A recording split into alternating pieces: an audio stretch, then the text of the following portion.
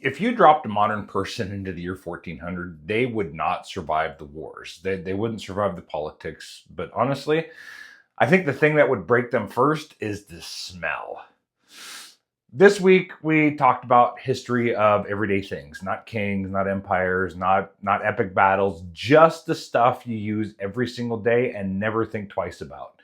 Toothbrushes, shoes, soap, toilet paper, underwear, toilets. And once you understand how recent all of this actually is, modern life starts to feel kind of like a miracle.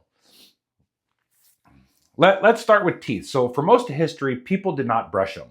Not because they were lazy, but because toothbrushes did not exist. Dental care meant chewing on sticks, like rubbing ash on your gums or just hoping for the best. Tooth decay, it wasn't rare, it was normal. Pain wasn't surprising, it was expected. So the idea of minty freshness every morning, that's modern luxury.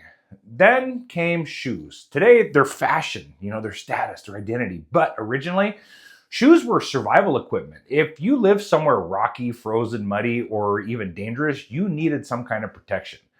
That was it. No branding, no collections, just I'd like my feet to survive the day. And slowly over time, something practical and predictable turned into something social. The material mattered, the design mattered.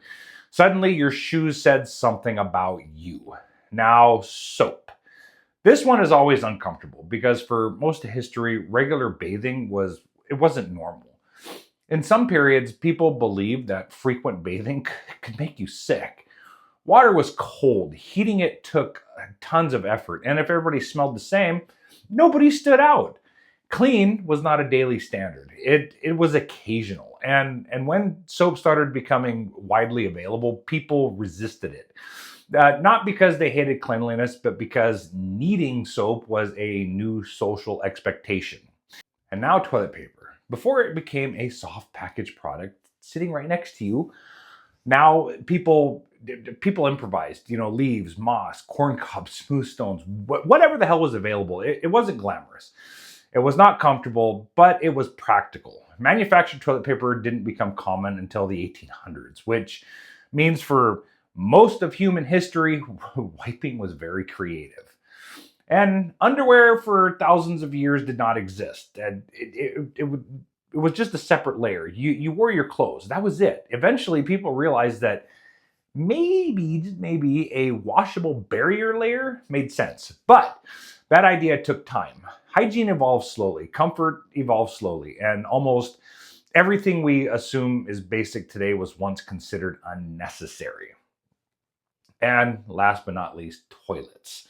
For most of history, if you needed to go, you left the house, outhouses, shared latrines, chamber pots under the bed. Indoor plumbing did not become normal until cities grew dense enough that sanitation became a survival factor. Engineers built underground pipe systems, like sewage networks, drainage systems, entire invisible infrastructures designed to make shit disappear. But here's the part that really hits. The better these systems worked, the less we thought about them. Modern life feels clean because an enormous amount of engineering hides the unpleasant parts. We redesign buildings, we redesign cities, we redesign social expectations. Number one, what we consider normal is recent. Number two, comfort is completely engineered. And number three, most of what makes modern life civilized is invisible infrastructure. We laugh at the past. We imagine people were dirty or careless, but they weren't. They were living with the tools that they had. And slowly, generation by generation, humans solve small problems like teeth, smell, fabric, shit, comfort, privacy. History isn't just wars and rulers. It's everyday life getting slightly better over time. And once you figure that out, you start to really appreciate just how weird and impressive modern life actually is. And the craziest part is 1,000 years from now, people are probably going to look back at us and just laugh their asses off too, because why the hell not?